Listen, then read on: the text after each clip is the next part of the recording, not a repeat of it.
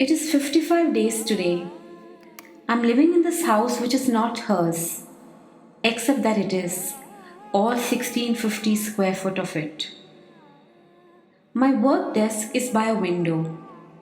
I'm often distracted as a result, as the sky in front of me changes like a chameleon through the day.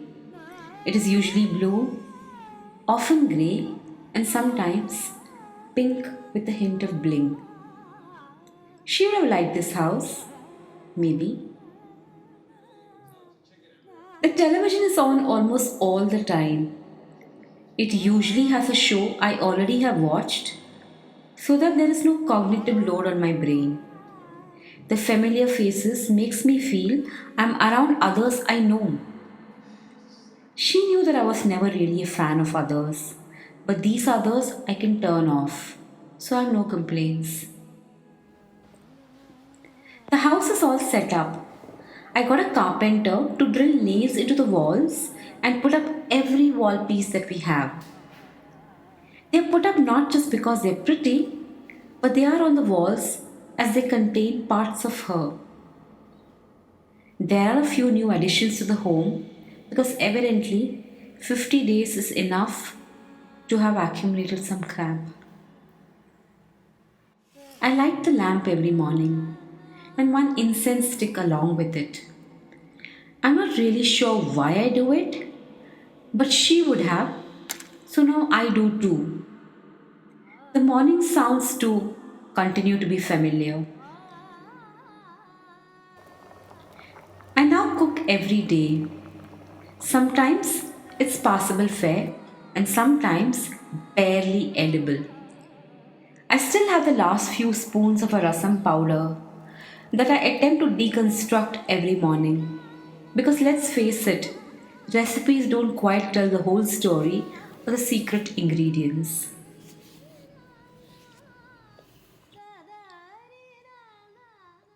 I have a room for her. Her saris, her designs, her sewing machine, her books, her glasses, and even her talcum powder. It is not a shrine for one gone, but the comfort of her presence and her familiar fragrance. I tried my hand at embroidery. She would have told me to be neater and be more patient, but boy, is it tough or what? While I can't be her, I struggle to thread the needle as much as she did. So it's a start, I suppose. I get flowers every week now. To have something to look forward to. To have something that I valiantly try to keep alive. She would have loved the flowers. Not sure she would have approved the money I spent on it though. Because to her, beauty didn't have to come at a price. I log into her iPad as her and check out Instagram. I snort at posts that she would have snorted at and stare wistfully at those that she would have loved. I follow her favorite artists, trying to feel the same affection she does for them. I now see their appeal. I also follow my favorite artists on her behalf now because she would have liked them. Maybe. I don't like to think of her in the past tense because how can I when she's so alive in everything big, small, and mundane? She would have been 75 today. It would have been her first birthday in this house. She would have asked us not to make a fuss, but we would have anyway. She would have pretended to be annoyed at first and then felt her usual childlike excitement. Her phone would have rung incessantly all day, and she would have been super excited to hear from her sisters, brothers, sisters in law, nieces, friends, the neighbor's pet, and the whole wide world. I would have been sitting in the corner rolling my eyes at her as she would have told everyone about her day and also discussed the prospect of different COVID vaccines because she was such a news junkie.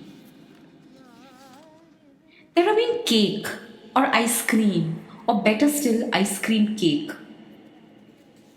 She'd have wanted to go to the temple, or nominate one of us to visit on her behalf.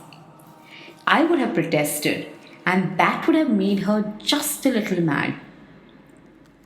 And so the day would have gone, and the next arrived, and one more after that, and one more, and there is a word in Hebrew, malkosh, that means last rain. It's a word that can only be applied in retrospect. When it is raining, you have no way of knowing that the falling drops will be the last ones of the year. But then time goes by, the clouds clear, and you realize that that rain shower was the one. Having a mother, being mothered, is similar in a way. It's a term that I only fully grasp now, with the thirst of hindsight, who she was, who we were for her, and what she has equipped us with. Like a last rain, she left behind an earthy scent that lingered long after she was gone. Like a last rain, for a fleeting moment, everything she touched seemed to glow. It has been 55 days without her.